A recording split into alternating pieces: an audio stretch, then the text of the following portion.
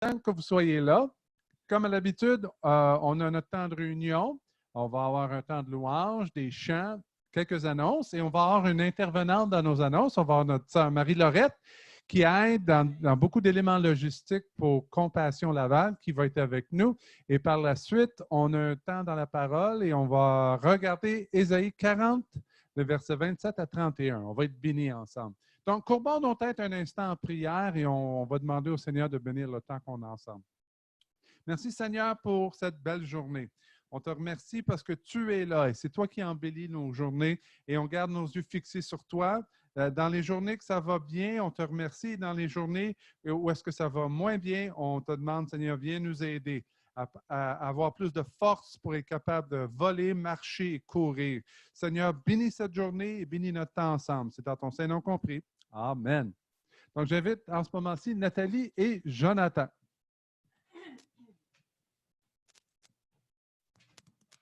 Alors, bon matin tout le monde. J'espère que vous allez bien à la maison. Moi, ça va très bien. Alors, un de mes versets préférés lorsque je suis venue au Seigneur il y a environ une trentaine d'années déjà, c'était « Réjouissez-vous toujours dans le Seigneur ». Je le répète, « Réjouissez-vous » selon Philippiens 4, 4. Et en ce sens-là, nous allons chanter ce chant « Tout joyeux, bénissons le Seigneur ». J'espère que vous allez vous réjouir avec moi, avec toute notre famille ce matin, parce qu'on a le cœur joyeux. Amen. Alléluia. Alors, je vous invite à frapper dans vos mains ce matin, dans vos foyers, avec vos enfants. Prenez votre liberté. Alléluia.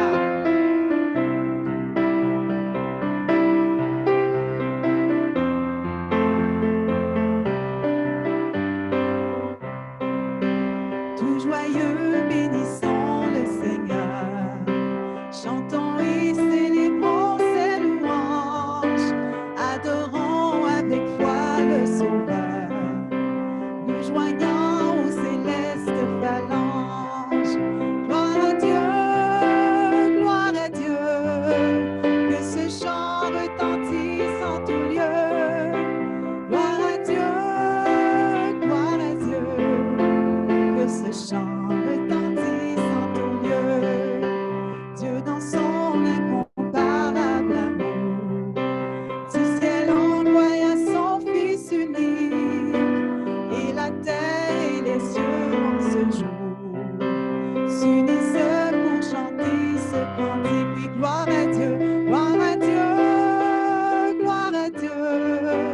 Que ce chant retentisse en tout lieu. Gloire à Dieu, gloire à Dieu. Que ce chant retentisse en tout lieu. Le châtiment qui produit la paix. Jésus-Christ l'a subi pour mon âme.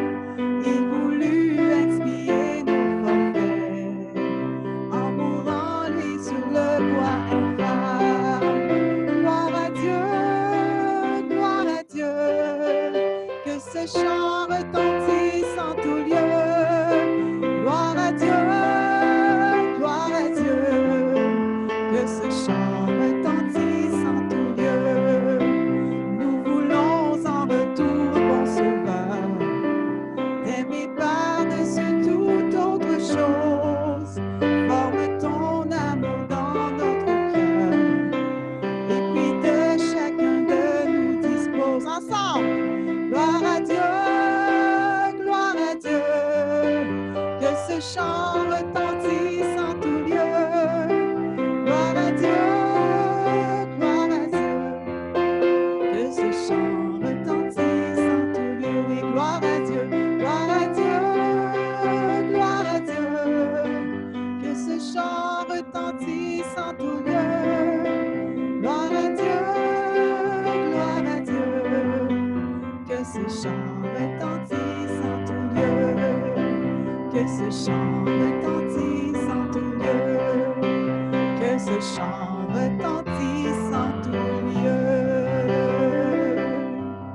Amen. Alléluia. Merci Seigneur. Merci Seigneur parce que tu m'as donné ce verset lorsque je suis venue à toi. Et Seigneur, Seigneur, c'est encore cher à mon cœur aujourd'hui, Seigneur. Je me réjouis en toi, Seigneur. À chaque jour, Éternel, malgré toutes choses, Seigneur, je te dis merci. Et je viens puiser ma joie en toi, Seigneur.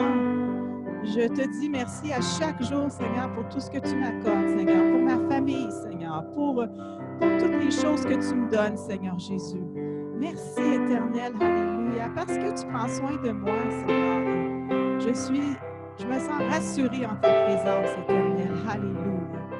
Oh, alléluia, béni soit ton Saint-Nom ce matin, Seigneur. Élevons nos voix devant le Seigneur, élevons nos mains devant le Seigneur, frères et sœurs, et remercions-le, prenons le temps de le remercier pour tout ce qu'il nous accorde, pour tout ce qu'il nous donne, pour tout ce qu'il nous a donné. Et on garde nos yeux fixés sur lui pour toutes choses. Alléluia, alléluia, Seigneur. Merci, Seigneur. Merci, Seigneur Dieu, pour mes frères et mes sœurs, Seigneur, qui représentent notre famille spirituelle. Oui, Seigneur, on te remercie parce qu'on peut rester connectés ensemble malgré la situation, Seigneur Jésus. Et je te rends gloire pour chacun d'entre eux, Seigneur. Viens les bénir, Seigneur, en ce moment-ci, Seigneur.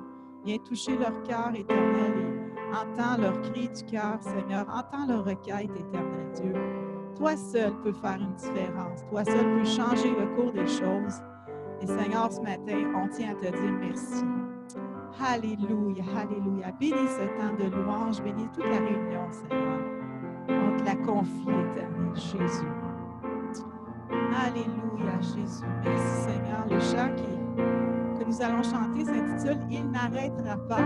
Ça fait pas longtemps qu'on l'a introduit à l'Église. Et à un moment donné, ça dit « Je sais que ma victoire viendra. Par la foi, je vois un miracle. Mon Dieu m'a fait une promesse et il n'arrêtera pas. » Alors ce matin, confions tout ce qui nous dérange, en fait, toutes nos inquiétudes, confions-les au Seigneur et faisons-lui confiance pour la réalisation de ses promesses ce matin. Amen. Êtes-vous avec moi? Alors chantons ce chant. Alléluia, Jésus. Merci, Seigneur.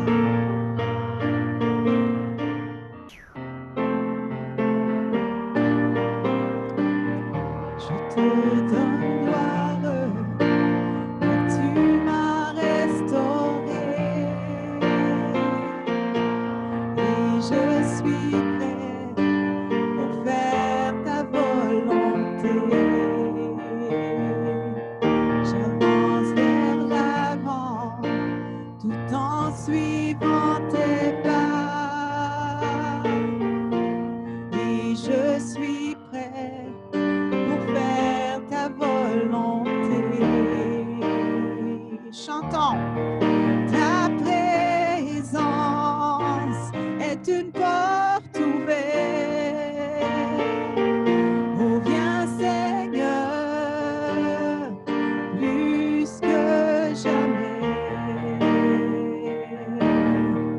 Ta présence est une porte ouverte. Oh, viens, Seigneur,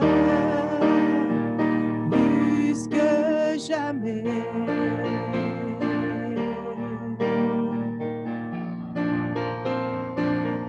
À chaque saison, ta grâce me suffit. Et oui, je crois, le meilleur est à venir. Le croyez-vous ce matin? La croix devant moi, mon espoir est en Dieu. Et en Jésus, le meilleur est à venir. Ta présence est une porte ouverte. Oh, viens, Seigneur, plus que jamais.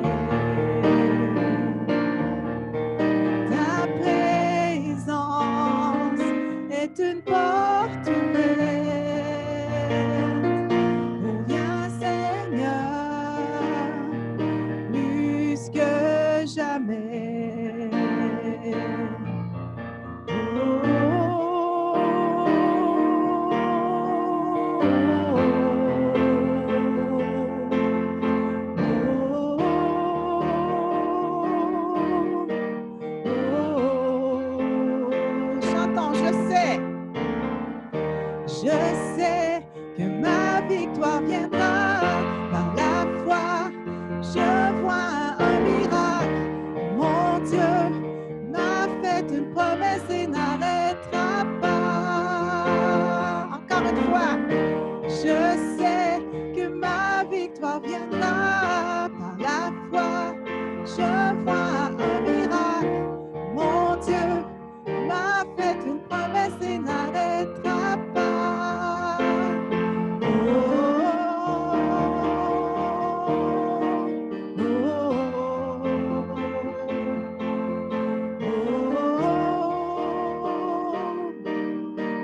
oh, Ta présence est une porte ouverte. Viens Seigneur, plus que jamais. Ta présence est une porte ouverte. Viens Seigneur, plus que jamais. Alléluia.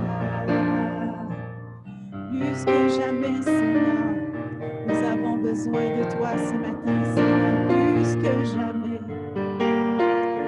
Alléluia, on s'attend à toi, Seigneur Jésus. Alléluia, alléluia. Merci, Seigneur, pour ta présence, Seigneur Jésus. Alléluia. Oh Jésus, elle est précieuse, ta présence, Seigneur, alléluia. C'est là, Seigneur Jésus, que je renouvelle mes forces ce matin, Seigneur. C'est dans ta présence, Seigneur Jésus. Alléluia, alléluia. Oh, merci, Seigneur Jésus. Ta présence qui nous unit ce matin, Seigneur. Ta présence qui nous libère, Jésus. Alléluia. Oh, merci, Seigneur. Tu es merveilleux, Jésus. Alléluia. Sois béni, Seigneur, ce matin, Jésus. Reçois toute la louange qui t'est due. Reçois la louange, l'adoration, Seigneur. Alléluia, alléluia. Viens faire ton œuvre en nous, Seigneur Jésus. On a besoin de toi, Seigneur. On a besoin de toi. Alléluia. C'est toi qui nous tiens, Seigneur Jésus.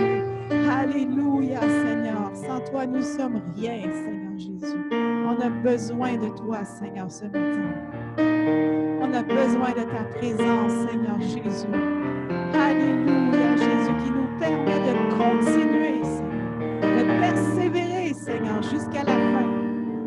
Alléluia, Jésus. Gloire à ton nom ce matin, Seigneur. Alléluia.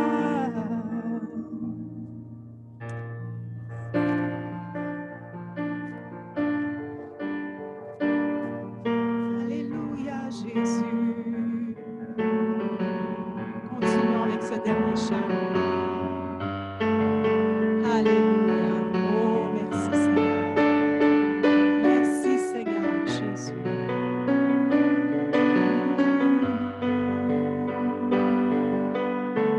Tu m'entends quand je prie. Tu es mon chant, ma vie. Quand les ténèbres m'entourent, ta lumière brille toujours. Qui vais-je craindre? Tu écrases l'ennemi, il est sous mes pieds. Tu es mon bouclier quand je suis affligé. Qui vais-je craindre? Qui vais-je craindre? Ensemble. Je sais qui va devant moi, je sais qui vient derrière. L'Éternel des armées est toujours près de moi. Celui qui règne à jamais est un ami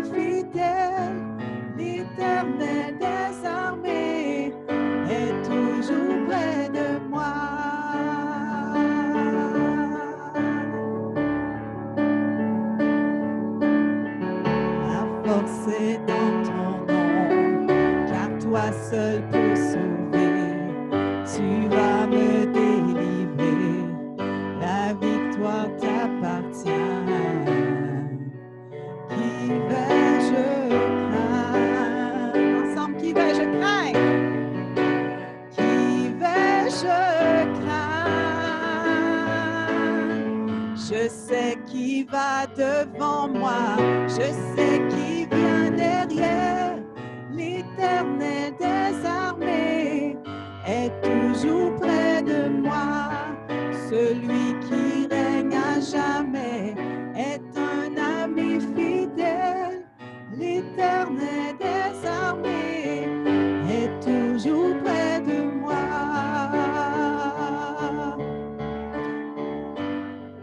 Aucune arme contre moi ne tiendra. Tu tiens le monde entre tes mains. Je m'accroche à tes promesses. Tu es fidèle, tu es fidèle. Aucune âme contre moi ne tiendra. Tu tiens le monde entre tes mains. Je m'accroche à tes promesses. Tu es fidèle, tu es fidèle.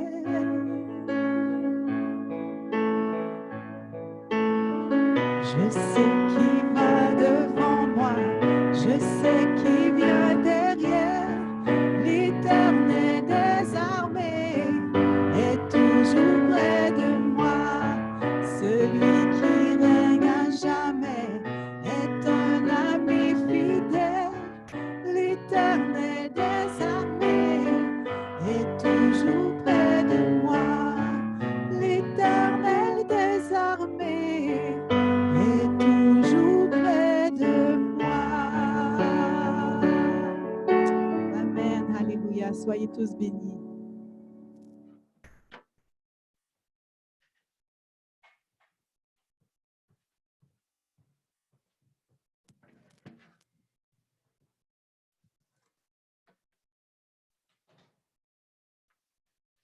Donc, on vous souhaite la bienvenue. On vous souhaite la bienvenue au Centre évangélique de Laval.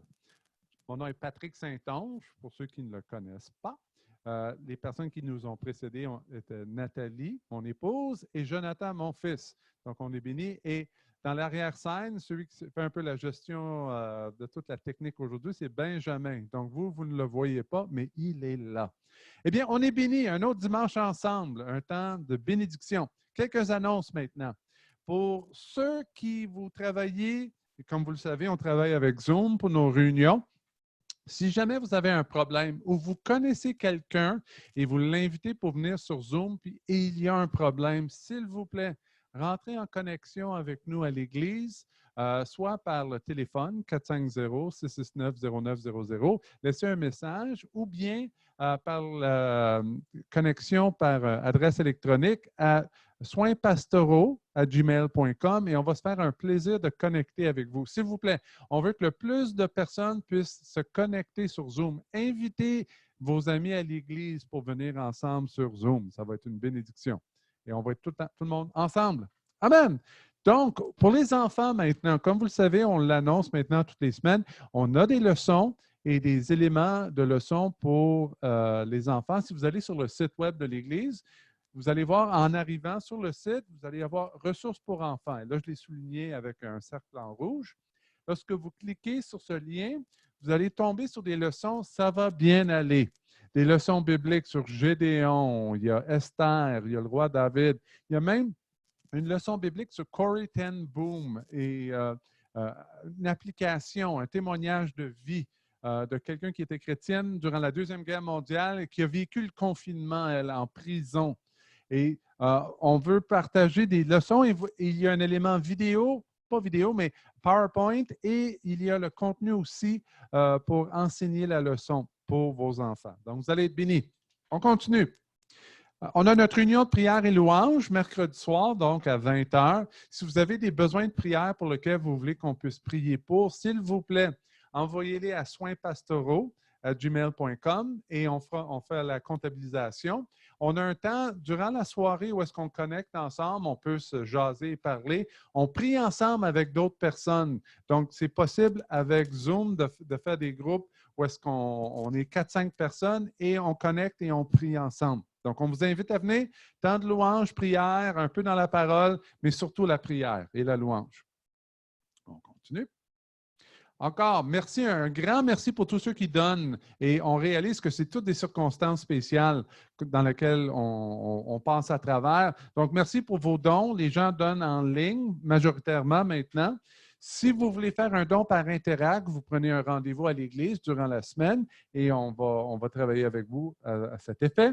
Pour les dons enveloppes, si vous voulez mettre votre nom dans une enveloppe, s'il vous plaît, la placer dans la boîte aux lettres à l'Église. Ou si vous voulez la maller tout simplement à l'Église, ça peut être fait aussi. Vous avez l'adresse de l'Église sur notre site Web. Et si vous n'avez pas l'adresse, bien, on va travailler pour que vous puissiez l'avoir. Mais si vous allez sur le site Web, aucun problème. Donc, un grand merci à tous ceux qui donnent. On réalise que c'est des temps spéciaux et on travaille ensemble pour que l'Église avance et l'œuvre de Dieu continue. Amen. Compassion Laval. Hey, ça fait 2 semaines que notre banque alimentaire Compassion Laval est en marche et on a eu un temps extraordinaire dans les 2 dernières semaines.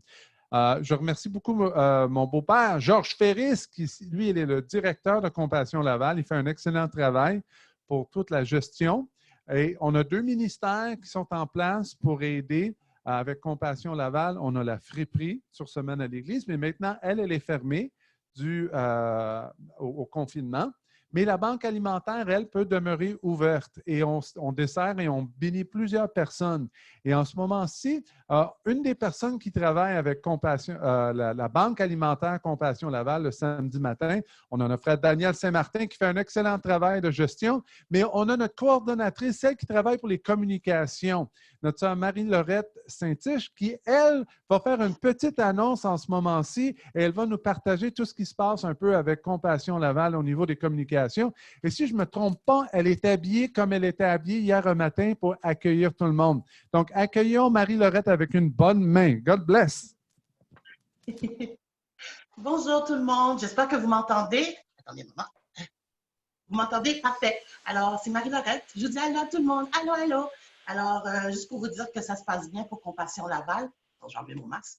Ça se passe super bien. On a déjà reçu 12 familles, dont 17 adultes et 23 enfants qui viennent. Moi, mon but, c'est que ce que je fais dû au confinement, j'appelle les familles et je leur demande de venir à une heure spécifique pour être sûr que nous avons un espace physique entre eux. Et ils doivent venir à une certaine heure. Et aussi, la deuxième raison, c'est que lorsqu'ils arrivent, il faut absolument qu'ils restent dehors et ensuite un bénévole va venir leur donner leur boîte et le déposer dehors par terre. Comme ça, eux autres, ils peuvent venir le chercher.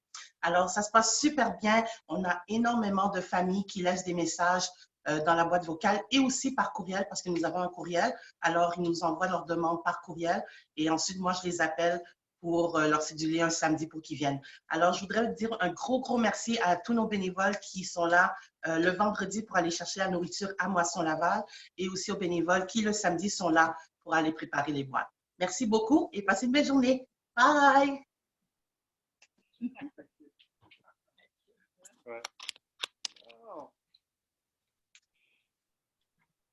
Un grand merci, Marie-Laurette, pour le bon travail que tu fais au niveau des communications. Un grand merci à Daniel et tous les bénévoles du samedi matin. Merci pour tout ce que vous faites. C'est une vraie bénédiction. Et on est content de bénir et aider les gens dans notre communauté. Donc, on continue maintenant dans les annonces. Un grand merci. Oh, mon Dieu! Quand je pense à tous les gens qui travaillent et qui servent au niveau des soins de santé, tous les autres domaines où est-ce qu'il y a des gens qui nous aident dans notre communauté, un grand merci pour vous. On veut prier pour vous aussi à la fin de la journée. Et on veut prier que Dieu puisse amener de la force et de la relève. On réalise dans les dernières semaines le besoin au niveau des communications et d'avoir plus de personnes pour aider à différents niveaux dans les soins de santé. On va prier ensemble aujourd'hui et mercredi soir que Dieu puisse, qu'il puisse s'élever de nouvelles personnes pour aider. Et peut-être si vous êtes intéressé d'aider au niveau communautaire aussi ou dans les différents domaines, que des gens de l'Église, vous servez dans différents ministères, bien peut-être ça va être un moyen d'aider et de bénir. Amen. Allons maintenant pour les besoins, pour la prière dans la vie de l'Église. On a quelques personnes qui maintiennent des besoins de prière. On continue à prier pour Rebecca Rémy, sa cousine Diana à New York, qui, elle, atteinte, qui a perdu son beau-frère. Je reviens.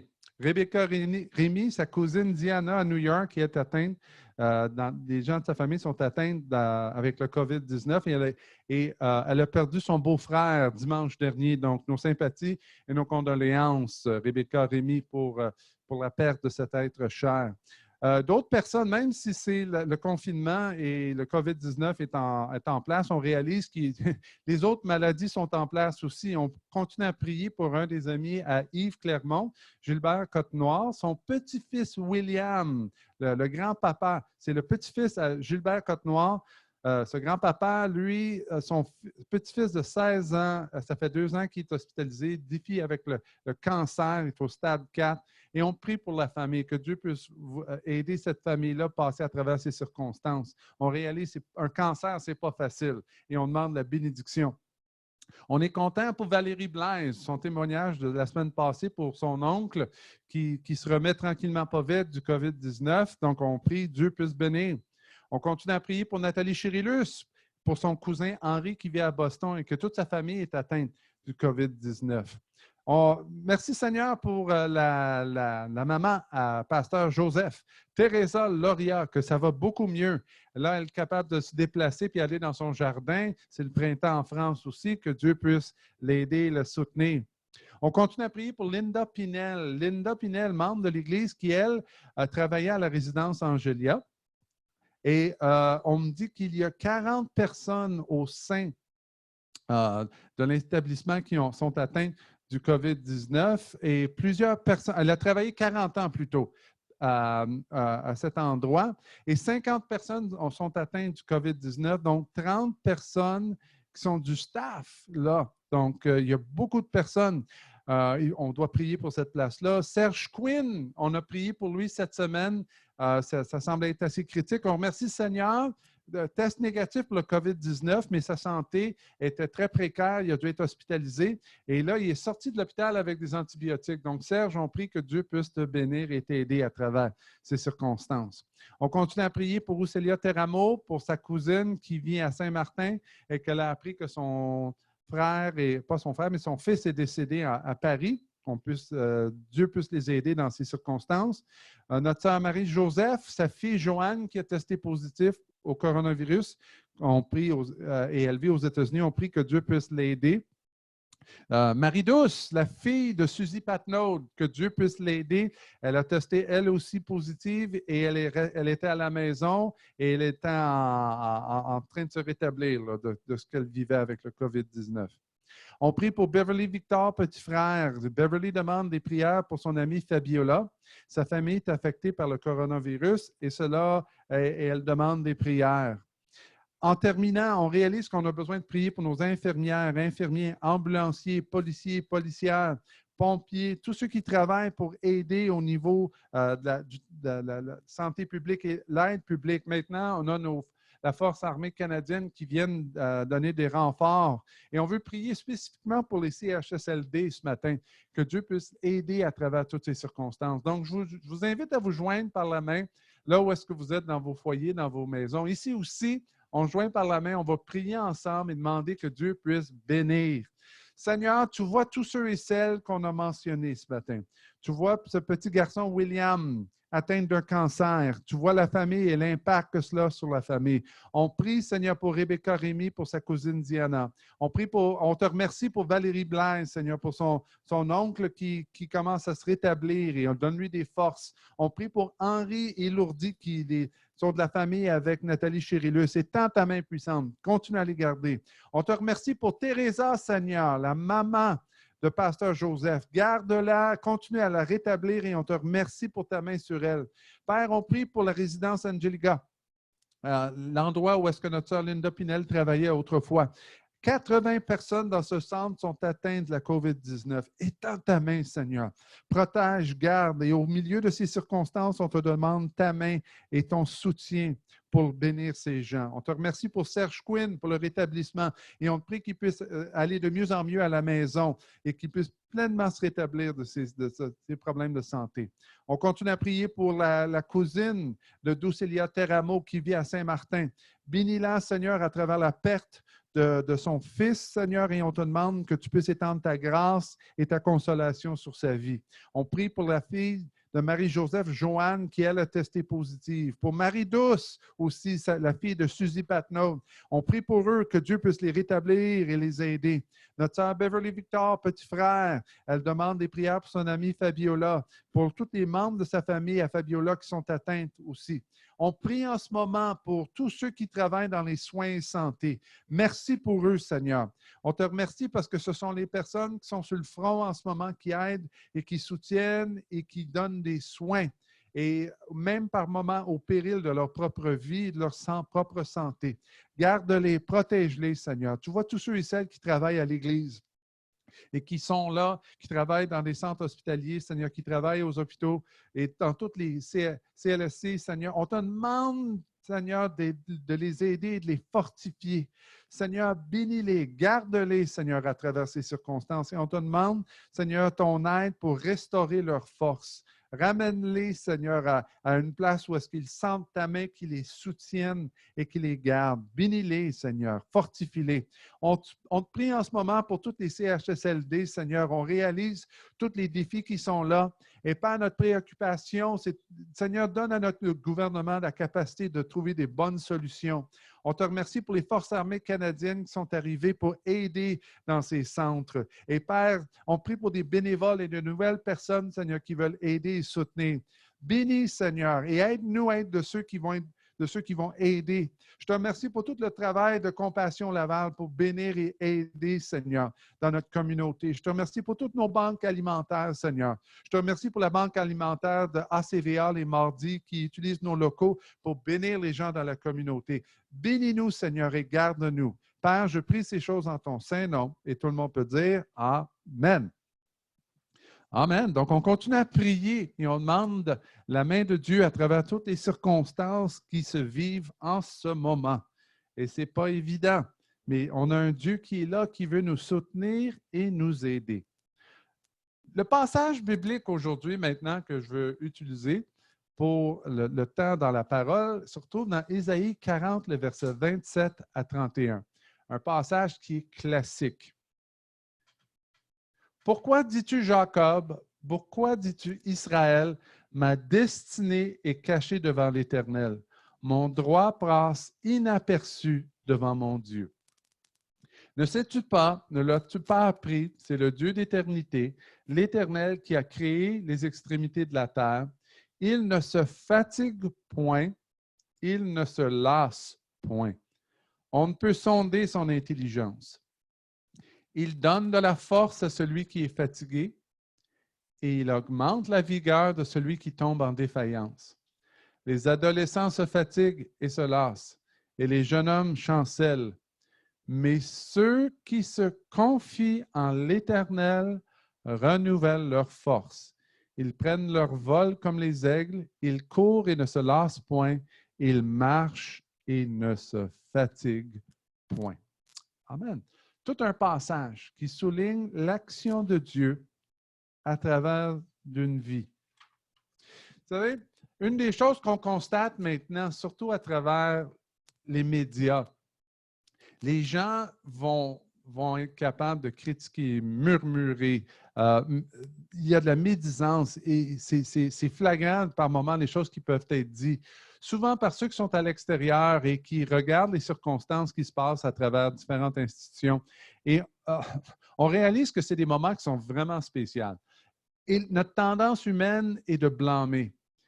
Et la solution à travers tout ça, ce n'est pas le blanc, mais c'est d'aller dans une autre direction. Mais la réalité, c'est qu'on voit les choses sont négatives. Et pour nous, maintenant qu'on vit dans le confinement, oh mon Dieu, on commence à voir toutes les relations qui sont tendues, les épouses et les époux qui peuvent être agaçants, agaçantes, les enfants têtus, et les erreurs des gens qui sont autour de nous au travers du gouvernement.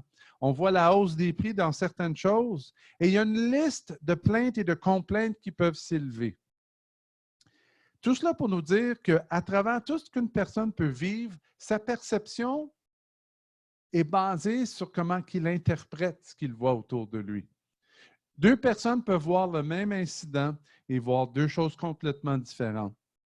En 1998, il y a un jeune homme qui faisait de la planche à neige, Jeff Thornton, à Mountain Crest, Angeles, aux États-Unis, a eu un accident lorsqu'il faisait son parcours et il faisait de la planche à neige et ça a pris plusieurs jours à travers une tempête de neige pour le retrouver. Pendant 10 jours, il était exposé aux éléments et il avait plusieurs défis de santé. Et lorsqu'on l'a retrouvé, on l'a retrouvé avec des complications, avec de la gangrène, des engelures de l'exposition, du choc et des fractures. Pendant 10 jours, il était exposé aux éléments de la nature et une semaine après avoir été retrouvé, il est décédé. Les gens dans l'entourage et surtout de l'Église ont eu deux réactions complètement différentes pour ces événements-là. Certains, dont la mère de Jeff, étaient reconnaissants qu'on ait pu trouver le jeune homme et d'avoir passé au moins une semaine supplémentaire avec lui et d'avoir été capable de connecter avec lui. Les autres gens qui étaient dans l'Église, certains étaient en colère. Ils interrogeaient Dieu pour avoir permis à Jeff d'être retrouvé, mais simplement par la suite que Dieu puisse le ramener à lui une semaine après. Pour certains, ils voyaient Dieu comme étant un Dieu gracieux et plein d'amour, et pour d'autres, un Dieu cruel qui avait repris la vie, qui a permis qu'on puisse retrouver le jeune homme et par la suite qu'on lui enlève la vie. Dans les deux perspectives des croyants dans cette Église, la question qui s'imposait, qu'est-ce qui se passe? Qu'est-ce que Dieu a fait? Certains étaient capables d'interpréter et dire « Merci Seigneur qu'on l'a eu pendant une semaine de plus », et d'autres qui le voyaient comme une action cruelle. Imaginez-vous qu'est-ce que nous, on fait aujourd'hui à travers qu'est-ce qu'on vit dans la vie de l'Église et dans vos foyers en ce moment avec le confinement. Par moments, oui, on dit merci Seigneur à travers les circonstances, mais il y a d'autres moments où on se demande qu'est-ce qui se passe. Et comme je partageais la semaine passée, on se pose des questions. Et le début du passage dans Exode 40 commence avec des questions, des remises en question. Pourquoi dis-tu Jacob? Pourquoi dis-tu Israël? Ma destinée est cachée devant l'Éternel. Mon droit passe inaperçu devant mon Dieu. C'est intéressant que Dieu, lui, s'adresse à Israël. Et lorsqu'il s'adresse à eux, il souligne l'identité d'Israël en commençant à le nommer par son ancien nom, Jacob. Jacob était celui qui luttait toute sa vie avec Dieu. Dieu voulait l'amener dans une direction, mais lui choisissait toujours d'aller dans une autre direction. Lui qui est né le deuxième et qui voulait toujours avoir la première place, il se voyait tout le temps comme étant inférieur à son frère. Et toute sa vie, c'était un combat et une lutte. Et cet individu, lui, ce n'est que lorsqu'il a lutté avec Dieu et qu'il ne savait même pas que c'était Dieu, mais qu'il luttait avec un ange qui s'est révélé à être Dieu un soir. Et à la fin du combat, Dieu lui indique qu'il ne luttait pas avec un être humain, mais qu'il luttait avec la présence même de Dieu, et que Dieu change son nom. Il lui dit, désormais, tu ne seras plus Jacob, mais tu vas être Israël. Celui qui a lutté avec Dieu et qui a été victorieux. Et voyez-vous, la nation d'Israël a toujours été une nation qui réalisait dans son identité qu'elle est constamment en lutte avec ce qu'elle voulait, ce que Dieu voulait. Et que Dieu voulait l'aider à travers le processus, mais il y avait beaucoup d'éléments de souffrance. Israël qui se pose des questions en disant « Ma destinée est cachée devant l'Éternel ».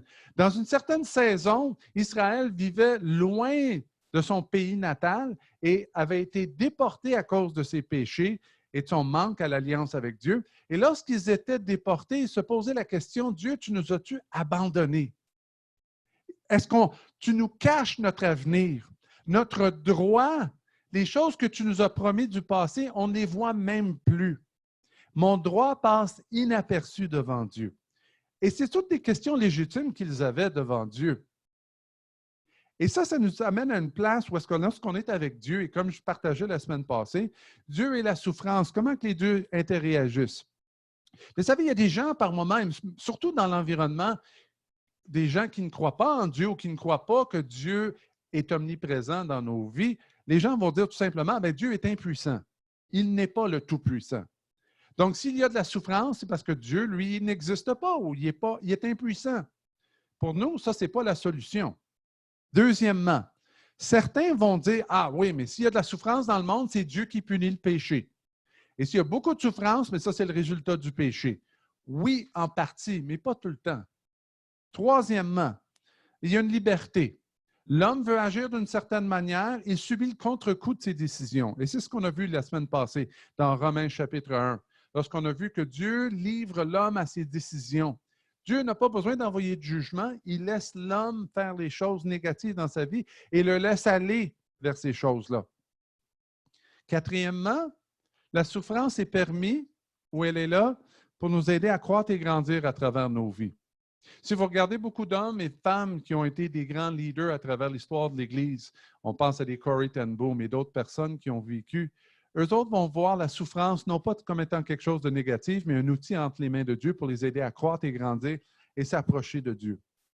Cinquièmement, d'autres vont dire, bien, la souffrance, c'est inévitable.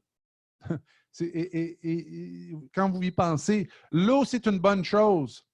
Mais si je me retrouve au milieu d'un lac, l'eau, elle est là, qui est bonne, mais je peux me noyer dans l'eau. La douleur, c'est quelque chose qui est bon. Quand je m'approche d'un rond de feu et je sens la chaleur et ça fait mal, j'éloigne ma main rapidement. Mais si je subis les contre-coups d'une maladie, la douleur qui est là, ce n'est pas une bonne chose. Donc, on réalise que la douleur, c'est quelque chose qui est inévitable dans la vie. Et plusieurs personnes se posent la question, bien, à ce moment-là, c'est quoi la souffrance et c'est quoi la relation avec Dieu? Bien, peut-être c'est plusieurs de ces éléments-là. Que oui, peut-être par moment, c'est Dieu qui punit le péché. Que d'autres fois, c'est la liberté. L'homme va à ce qu'il veut faire et subit les contre-coups de sa méchanceté. On regarde la pollution, les mauvaises choses autour de nous. La souffrance, c'est quelque chose qui nous aide à croître et grandir. C'est quelque chose qui est inévitable. Et à travers tout cela, on est comme Job un peu et comme Jacob Israël. On se pose la question, Dieu, qu'est-ce qui se passe dans notre vie?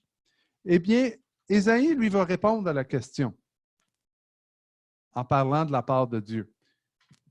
Ésaïe va dire au verset 28, « Ne le sais-tu pas, ne l'as-tu pas appris? C'est le Dieu d'éternité, l'Éternel, qui a créé les extrémités de la terre. Il ne se fatigue point, il ne se lasse point. On ne peut sonder son intelligence. » Oh! Ésaïe, lui, va dire en réponse aux cris de la nation que leur droit semble être passé inaperçu, que Dieu n'est pas en train d'agir. Il leur répond, « Avez-vous toute la connaissance? Avez-vous appris les leçons à travers de tout ce qui se passe? Dieu, lui, vit dans l'éternité. Dieu ne se fatigue point, il ne se lasse point, et on ne peut pas le sonder son intelligence. » Donc, le premier, au verset 28, il dit, « Ne le sais-tu pas? » Savoir, ici dans l'hébreu, veut dire une connaissance intime et proche de Dieu. On réalise que par moment, on ne peut pas tout connaître. En terminant, il dit, on ne peut pas sonder son intelligence. Si ma main représente toute l'information dans l'univers, vous et moi, qu'est-ce qu'on connaît? Bien, la petite parcelle qui est au bout de mon pouce ici. Et la compréhension des choses qui sont là. Et peut-être pour plusieurs d'entre vous qui êtes des étudiants, peut-être que vous pouvez descendre d'1 millimètre de plus en disant, je comprends un petit peu plus de ce qui se passe dans l'univers. Mais dans toutes les choses qui restent dans l'univers, qui représentent ma main, ça, c'est toutes les choses qu'on ne connaît pas ou qu'on ne sait pas. Et c'est ça notre défi. On ne sait pas tout, on ne connaît pas tout. Et il y a bien des leçons qu'on n'a pas apprises encore. La deuxième partie du verset dit, c'est le Dieu d'éternité. Dieu vit dans l'éternité. Il connaît mon passé, mon présent, mon avenir. Moi, je vis dans mon présent et je souffre dans le présent. Mais Dieu voit autre chose pour moi. La composante la plus importante, c'est de savoir qu'il y a une espérance et Dieu, lui, vit dans l'espérance, même malgré le moment de souffrance qui est temporaire. C'est lui qui a créé les extrémités de la terre. Dieu est le créateur. Donc, il a toutes les ressources à sa disposition. Est-ce que Dieu peut être fatigué? Non. Mais par contre, on peut réaliser une chose. Moi, je peux me fatiguer. Êtes-vous avec moi? Si vous pouvez être fatigué, qu'est-ce qui arrive quand on est fatigué? Vous savez, quand on est à la maison, puis mes enfants et mon épouse me regardent et je suis fatigué, qu'est-ce que je commence à faire? Je commence à grogner comme un ours. Je suis mal, je ne suis pas content, je ne suis pas heureux. La première chose que mes enfants me disent en chorale, en unisson avec mon épouse, va te coucher. Tu as besoin de te reposer. Parce que ta perspective est faussée en ce moment. Tu vois tout sous l'angle de ta fatigue. Et c'est ce qui se passe dans notre vie. On dit que Dieu ne se fatigue point, il ne se lasse point. On ne peut sonder son intelligence. Donc, en d'autres mots, ce qui est important à reconnaître, surtout dans la saison dans laquelle on vit, quand on est fatigué, on est lassé, notre perspective, elle est biaisée. Ça va mal. Vous savez, le diable, ma chair et le monde a un plan pour notre vie. Premièrement, le monde aime douter de Dieu. Le monde se laisse aller facilement au découragement, à la diversion, à se distancer des choses qui sont importantes pour aller vers le divertissement. La défaite, on baisse les bras, on arrête. Et le délai, on n'aime pas les délais, on n'aime pas attendre. Max Lucado, dans son livre Gentle Thunder, illustrait le fait que nous, on a un problème. Il disait, il était une fois un homme qui a osé parler à Dieu et lui dire, « Moi, je veux voir un buisson ardent comme Moïse. Et par la suite, moi, je te suivrai. Fais tomber les murs dans ma vie comme pour Josué et je vais me battre pour toi, Dieu. Calme les vagues et les tempêtes dans ma vie comme en Galilée et moi, je vais t'écouter, Dieu. » L'homme s'est assis à côté d'un buisson, près d'un mur et près de la mer et a attendu que Dieu lui parle. Entre vous et moi, j'ai des gros doutes. Mais par contre, Dieu a attendu l'homme dans sa demande et Dieu a répondu. Il a envoyé le feu, non pas à travers un buisson, mais à travers une église. Il a fait tomber un mur, non pas en briques, mais du péché dans la vie des gens, dans l'Église. Il a calmé la tempête, non pas de la mer, mais dans les âmes qui étaient autrefois perdues. Et Dieu a attendu que l'homme réponde. Il a attendu, il a attendu, il a attendu. Mais parce que l'homme regardait les buissons, non les cœurs, des briques et non des vies, les vagues et non les âmes, il a décidé que Dieu n'avait rien fait. Finalement, il s'est tourné vers Dieu. Il a demandé à Dieu, « Dieu, est-ce que tu es impuissant? » Et Dieu le regarda et lui a dit, « Et toi, tu ne vois pas et tu n'entends pas. » Oh! Ça, c'est un gros jugement sur notre génération, ça. Quand on veut voir immédiatement des résultats et on est préoccupé que Dieu agisse d'une certaine manière, oh mon doux, Dieu nous dit, tu ne vois pas et tu n'écoutes pas. Donc, moi, ce matin, là, moi, je veux avoir une vision qui est différente de celle des gens qui sont autour de nous. Mais Dieu merci, Dieu regardait les circonstances et regardait le passage, qu'est-ce qu'il dit? Au milieu des gens qui remettaient en question le caractère de Dieu et qui remettaient en question qui il était, il va dire au verset 29, « Il donne de la force. » Une force donnée. Il donne de la force à celui qui est fatigué. Il augmente la vigueur de celui qui tombe en défaillance. Les adolescents se fatiguent et se lassent et les jeunes hommes chancellent. Regardez, Dieu voit et isole le problème. Ce n'est pas une question d'intelligence qui est le problème. Ce n'est pas une question de perception qui est le problème. Là, c'est une question de fatigue.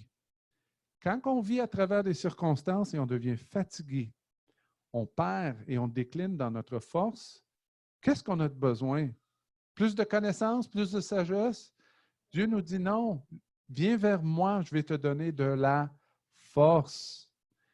Quand je suis fatigué et que ma perspective est faussée, j'ai besoin de me reposer pour que Dieu m'alimente avec une nouvelle force. Vous savez, Corrie ten Boom raconte une histoire de son enfance lorsqu'elle a vécu en Hollande dans les années 30, 1930. Et elle expliquait, quand elle était très jeune, dans les années 20, le moyen de transport très populaire à l'époque, c'était le train, lorsqu'on voulait se déplacer d'une ville à l'autre. Et elle expliquait que quand elle était très jeune, elle avait 7 ans, 6 ans, 7 ans, elle était avec son papa. Et son papa, elle voulait lui poser une question. Et pour une fille de très jeune, et dans les années 20, elle pose la question à son papa. Elle dit, « Papa, explique-moi c'est quoi la sexualité? » Pour une petite fille de 7 ans, elle avait entendu parler de ça.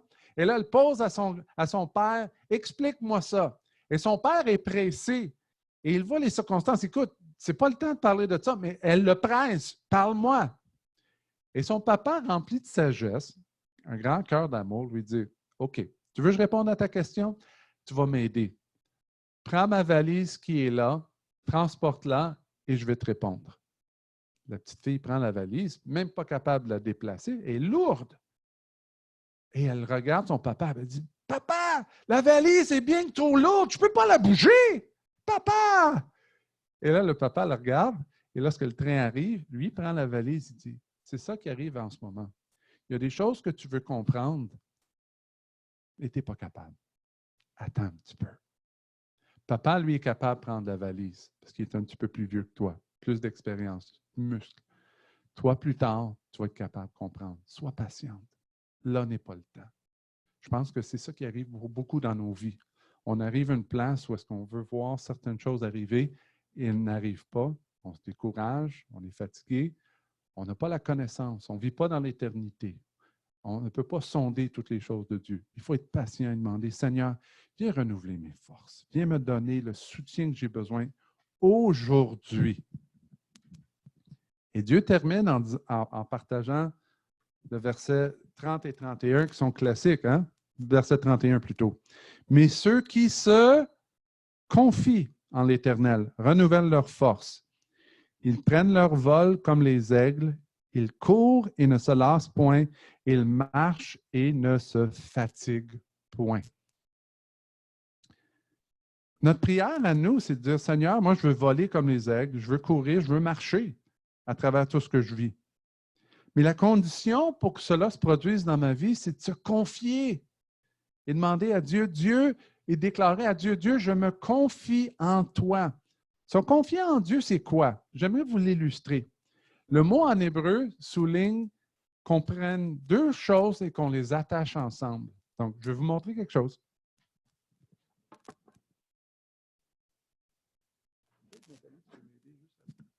Je vais demander à mon épouse de m'aider juste à tenir le micro. Près de moi. Donc, j'ai deux choses ici. J'ai des attaches pour les sacs à vidange, blancs et bleus. Et là, ils sont séparés. Et quand je commence à les attacher l'un avec l'autre, qu'est-ce qui arrive? Eh bien, soudainement, ils sont rattachés l'un sur l'autre. Noir, bleu et blanc, bleu et blanc. Et là, on réalise, on voit du bleu et du blanc. Quand on dit qu'on se confie en Dieu, c'est qu'on s'attache à lui. Puis essayer de les défaire. On ne peut pas. C'est attaché un avec l'autre. C'est solide. Et c'est ce que Dieu veut qu'on fasse avec lui. Qu'on s'attache à ses promesses et s'attache aux choses qu'il nous demande. Et c'est là qu'on se confie en Dieu. Et c'est à ce moment-là, quand on croit et qu'on s'attache aux promesses, qu'est-ce que Dieu a dit? Pas ce que je ressens, mais qu'est-ce que Dieu a dit? Dieu a dit qu'il voulait que je prenne le vol comme l'aigle. Il voulait que je cours, que je me lasse point, que je ne me fatigue point. Il m'a promis, Dieu, qu'il me donnerait de la force. Il donne de la force à celui qui est fatigué. Il augmente la vigueur de celui qui tombe en défaillance. La capacité de calmer votre âme et de se confier en Dieu est l'une des choses les plus difficiles de la vie chrétienne. Moi, ça fait des années, j'ai grandi dans l'Église, j'ai donné ma vie à Jésus dans l'enfance et je réalise à 53 ans, la chose la plus difficile, c'est d'avoir confiance en Dieu et de ne pas être agité dans mon cœur. Le monde autour de nous est désespérément agité et pressé. Pour eux, c'est leur mode de fonctionnement. Mais un cœur agité mène généralement à une vie imprudente et des mauvais choix.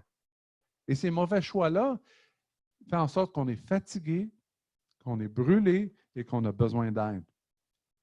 Se confier en Dieu, ce n'est pas de la paresse, puis dire « Ah, Dieu, je vais aller dormir, puis je te confie mes problèmes. » Se confier en Dieu, ce n'est pas l'abandon de l'effort.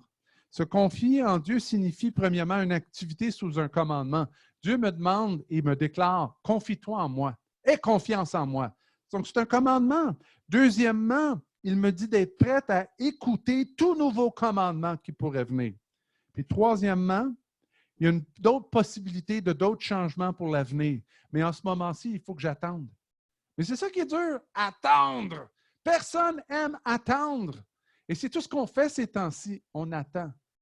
Mais c'est aussi le moment où est-ce que Dieu, lui, peut travailler mon cœur, travailler ma vie pour m'amener à un endroit extraordinaire. Je vais terminer avec cette illustration d'un Dieu qui travaille à travers nos vies.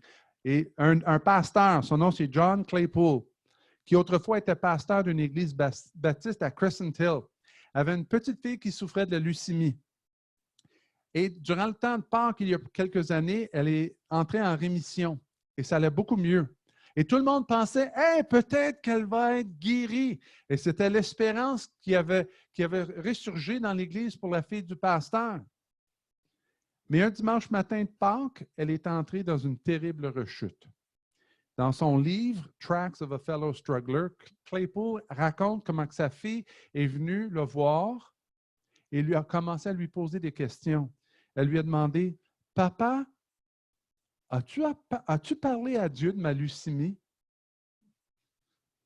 Là, le père, lui, quand il reçoit cette demande-là, il y a une réaction forte en dedans de lui, puis il essaye de se contenir. Et elle continue. Elle lui dit, « Ça fait combien de temps, selon toi, que Dieu veut que j'aille encore la leucémie? Qu'est-ce que Dieu t'a dit? » Et le papa, là, quand il entend des paroles comme ça, il est bloqué, là. Et là, le restant de cette journée-là, c'était désastreux. Que dites-vous à votre fille quand vous ne pouvez pas l'aider et que le ciel est silencieux? Émotionnellement et spirituellement, il était épuisé. Et il y a beaucoup de gens, à travers les circonstances de ce qu'on vit, et je pense justement à ceux qui travaillent dans les soins et santé en ce moment. Peut-être vous vous sentez réellement épuisé. Vous donnez, et là, vous êtes là, vous dites, « Oh Seigneur, qu'est-ce que je fais? » Quelques heures après avoir posé cette question-là, cette petite fille est décédée. Le dimanche matin suivant, John Claypool est entré dans la chaire pour prêcher. Et il a prêché sur Ésaïe 40, le verset 31. Ce verset. « Mais ceux qui se confient en l'Éternel renouvellent leur force. Ils prennent le vol comme les aigles, ils courent et ne se lassent point, ils marchent et ne se fatiguent point. » Et Claypool racontait et partageait son témoignage de ce qu'il a vécu avec sa fille. Il a dit la chose suivante, « Oui, Dieu veut restaurer, mais il semble y avoir 3 éléments en place pour la restauration. » Il dit, « Certaines personnes prennent le vol comme les aigles, puis tout le monde veut voler comme les aigles. Tout le monde veut crier fort, « Hey, la guérison, magnifique, Dieu a agi et entrepris. » Dieu fait des choses extraordinaires. Puis on en a entendu dans les dernières semaines comment Dieu a agi, comment certaines personnes ont passé à travers la maladie du COVID-19, se sont rétablies. Mais il y a la réalité aussi où est-ce que d'autres personnes sont parties avec le Seigneur. Et là, il y a la peine et la séparation. C'est la joie pour eux parce qu'ils sont dans la présence de Dieu, mais la peine pour nous parce qu'on s'ennuie d'eux, on les aimait. Et le troisième élément, c'est qu'on prie, Dieu fait changer les circonstances autour de nous et on voit que c'est silencieux par moments. Claypool va dire la chose suivante. Nous sommes au sommet du monde quand on vole et on voit l'action de Dieu. Mais par moments, nous pouvons courir aussi et pas voler. Et Dieu va nous aider. Mais par moments, on a besoin de la force simplement pour marcher. Et chaque jour devient une lutte pour se lever et simplement marcher pour continuer la journée. Et je regarde les circonstances autour de nous. Certains d'entre vous, lorsqu'on se parle ensemble, Dieu a entrepris d'une manière merveilleuse. Vous volez. Pour d'autres personnes, OK, oui, c'est un défi, mais je suis en train de courir. Et pour d'autres, vous êtes terrassés, couchés, et vous demandez comment est-ce que je vais me lever pour continuer ma journée. Notre prière, dans les trois circonstances, Dieu nous dit qu'il est là, il veut nous restaurer, il veut nous donner une force pour continuer. Ce matin, Dieu est là et on a besoin de se confier en lui. On veut s'attacher ensemble à lui. On veut faire comme cela. On réalise tes promesses, Dieu, ce que tu dis. Tu as dit, je vais te redonner de la force parce que tu es fatigué, parce que tu es là. Même ceux qui sont forts se fatiguent. Tu as besoin d'être ressourcé. En ce moment, nous, on a besoin d'être ressourcés. Donc, en terminant aujourd'hui, on va juste terminer avec un chant. Je vais inviter Nathalie et Jonathan et on va terminer avec un des chants qu'on a chanté aujourd'hui. Ta présence, c'est une porte ouverte. On va le chanter en terminant.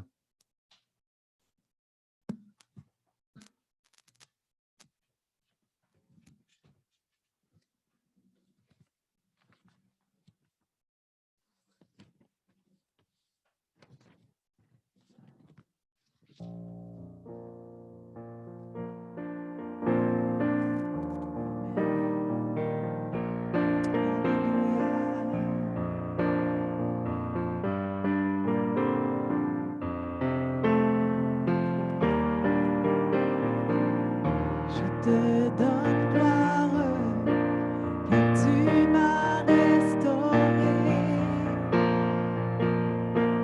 et je suis prêt pour faire ta volonté. J'avance vers l'avant, tout en suivant tes pas, et je suis prêt pour faire ta volonté. On chante ensemble. Ta présence est une porte ouverte. Oh, viens Seigneur, plus que jamais. Ta présence est une porte ouverte. Oh, viens Seigneur, plus que jamais.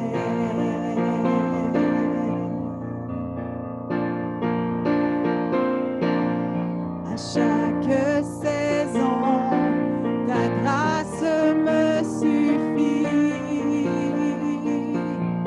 Et oui, je crois, le meilleur est à venir. La croix devant moi, mon espoir est en Dieu. Et en Jésus, le meilleur est à venir. Ta présence est une porte ouverte. Oh, viens Seigneur, plus que jamais. Ta présence est une porte ouverte. Oh, viens Seigneur, plus que jamais.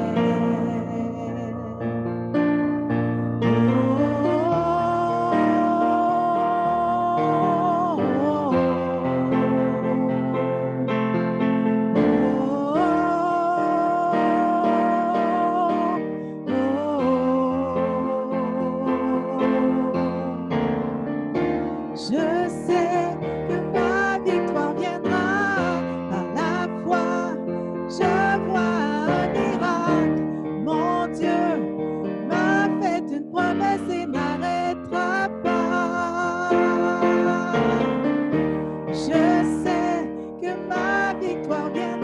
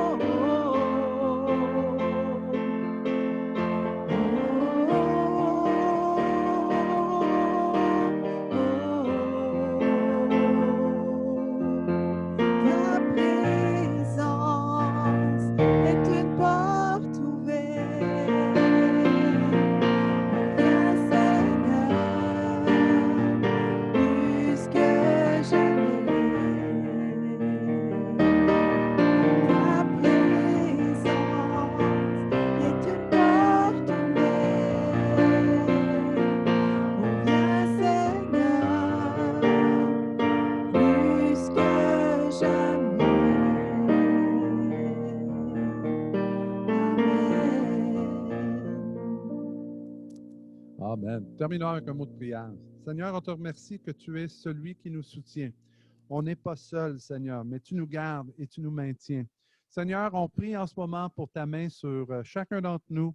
On réalise qu'on vit des circonstances qui sont difficiles, mais tu nous accompagnes. Ta grâce et ton amour est là. Père, on prie en ce moment pour tous ceux qui travaillent dans l'Église pour les soins et santé, et on sait qu'ils sont éprouvés, Seigneur, et par moments, on leur demande des choses qui outrepassent leur capacité. Et Père, on te demande de venir les aider, les soutenir. Donne-leur ta force en ce moment. Donne-leur ton soutien. Aide-les à travers ces circonstances. On te remercie pour eux. Et Père, pour ta grâce et ton amour qui les enveloppe, Seigneur. Aide-les et donne-leur la force pour continuer le chemin, Seigneur. Père, on réalise que voler comme un aigle est peut-être difficile en ce moment. Courir est difficile. Mais Père, certainement, on peut marcher avec toi. Tu vas nous donner la force pour faire le prochain pas qui semble être si difficile. Bénis-nous et aide-nous, Seigneur. C'est en ton Saint nom compris. Amen. Amen. Que Dieu vous bénisse. Ne quittez pas tout de suite. On va ouvrir les micros et on va être capable de jaser et parler ensemble.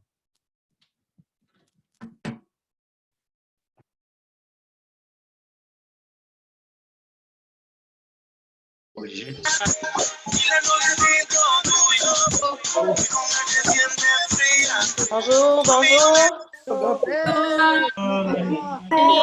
Bien. S'il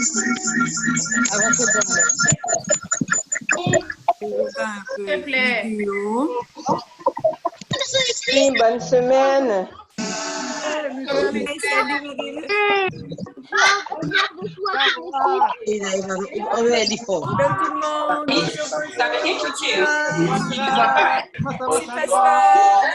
Annie, right there. On va aller en même temps. Que vous bénisse. Oh, Oui.